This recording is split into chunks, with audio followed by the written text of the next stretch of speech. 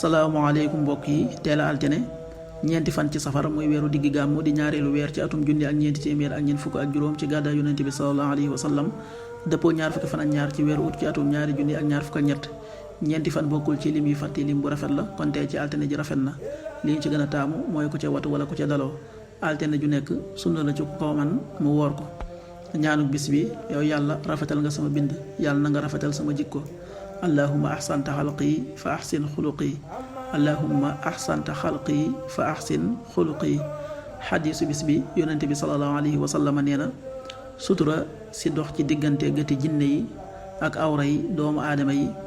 mooy bu kenn ci yéen di sol ay yéreem mu wax bismillah xadiis bi at-Tirmidi nettali na ko qaala rasulullahi sallallahu alayhi wa sallam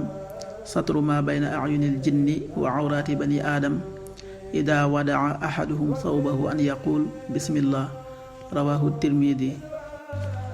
waxtu julli yi suba waxtam dana tàbbi 5h39 juróomi waxtu yu tegal fanweeri simili ak juróom-ñeent tisbaar 13h37 benn waxtu bu tegal fanweeri simili ak juróom-ñaar tàkkusaan 16h37 ñeenti waxtu yu tegal fanweeri simili ak juróom-ñaar timis 19h28 juróom-ñaari waxtu yu tegal ñaar fukki simili ak juróom-ñett gee 20h39 juróom-ñetti waxtu yu tegal fanweeri simili ak juróom-ñeent loolu mooy waxtu julli ci Touba ak li ko wër. bu fekkee nekkoo Touba soo ko féetee penku ñaar fukk ak juróom-ñaari kilomètre ju ne wàññil benn simili soo ko féetee sowwu ñaar fukk ak juróom-ñaari kilomètre ju ne yokkal benn simili soo ko féetee gànnaar wala Saalum téeméeri kilomètre ju ne yokkal benn simili jant bi dana fenk 6h54 juróom benn waxtu yu tegal juróom fukki simili ak ñeent